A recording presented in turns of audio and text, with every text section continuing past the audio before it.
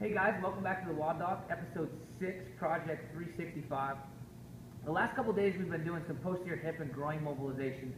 Today we're going to address, I like to call them the sinkers, right, rather than the squatters.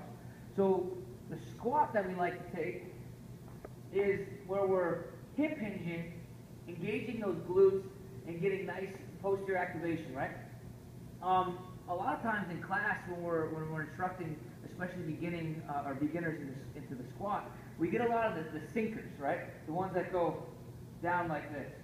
Now, fortunately for us, when we're there teaching them, we're able to give them physical cues when I'm there. But what happens when you're trying to warm up, or what happens when you're trying to work on this at home? That's what we're going to bring in the concept of reactive neuromuscular training. We're going to take some of these big bands here. I'm going to step in,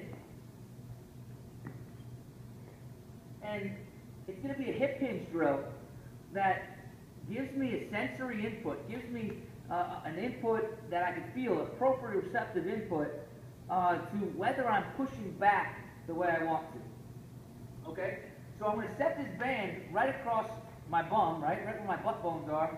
I'm going to take my normal squatting stance, okay? And all I'm going to do is just like I would do when instructed, I'm going to push my butt back into the band, right? Get into my 2-inch squat position, and then sink down all the way down to my full squat.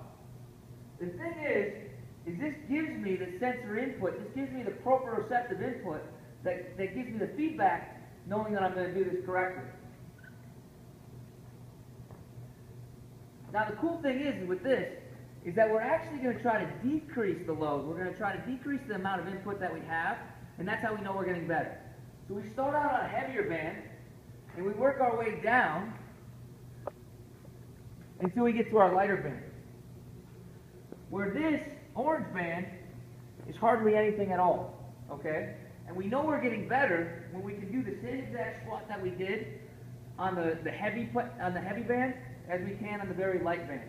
So we're still same exact thing, push our butt back, load our posterior chain, squat down all the way to full depth, nice torso angle, and drive on up. So for here, there's not a particular prescription for today, but what I want you guys to do is I want you to toy around with that idea. And if you're one of the sinkers instead of one of the squatters, this is a great exercise, reactive neuromuscular training exercise for you.